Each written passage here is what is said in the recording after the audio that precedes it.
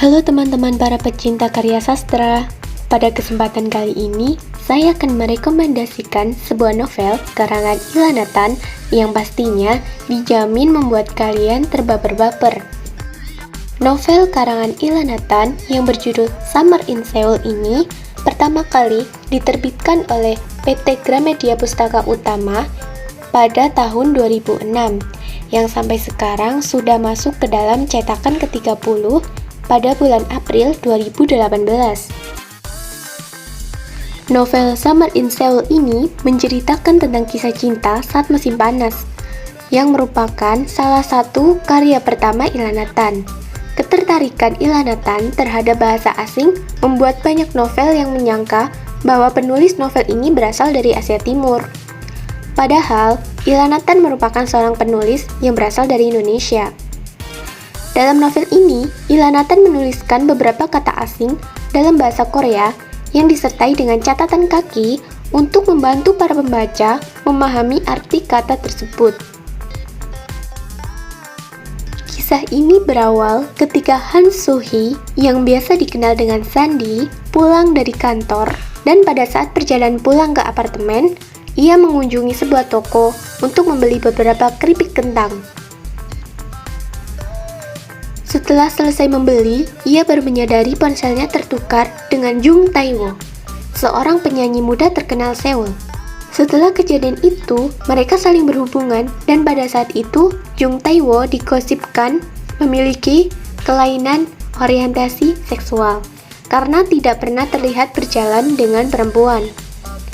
Kemudian, manajernya Park Hyun-sik membuat rencana dengan meminta Han So-hee untuk berpura-pura menjadi kekasih rahasia Jung Tae-woo. Park Hyun-sik meminta mereka untuk berfoto bersama, dan Han So-hee pun menerima tawaran tersebut dengan syarat tidak memperlihatkan wajahnya.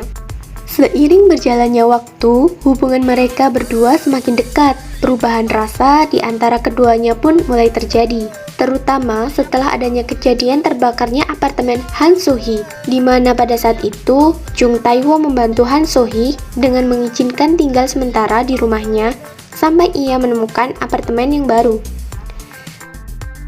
Serta pada saat ulang tahunnya Han So-hee, yang pada saat itu Jung Tae-woo memberikan kejutan yang belum pernah dirasakannya.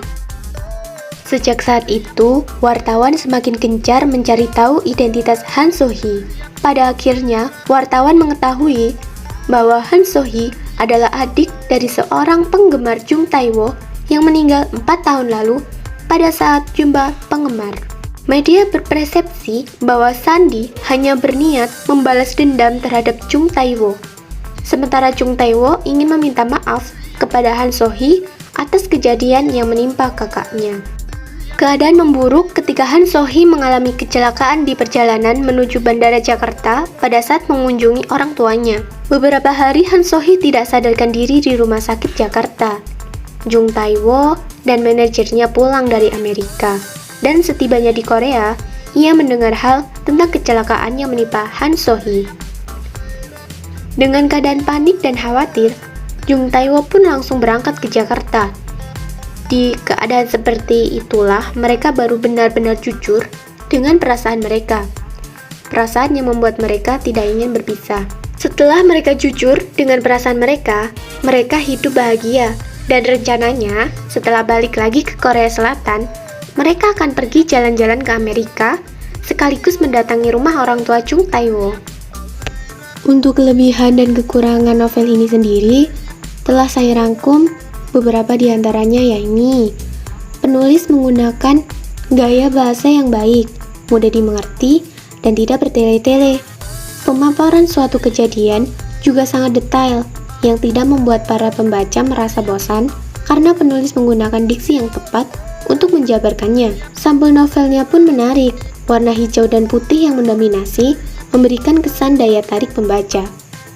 Penulis juga menggunakan sedikit kata-kata bahasa Korea yang disertai dengan catatan kaki sehingga memudahkan para pembaca untuk mengerti arti dari kata tersebut.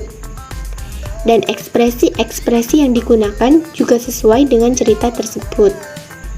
Nah, untuk kekurangan dalam novel ini pada awal pembukaan, cerita tidak begitu menarik, dan konfliknya juga belum semuanya terselesaikan, membuat cerita seakan menggantung. Lalu, untuk spasi perbarisnya terlalu dekat, sehingga membuat kesan yang terlalu rapat antar paragraf, dan kurang nyaman untuk dilihat. Di samping kelemahan-kelemahannya tersebut,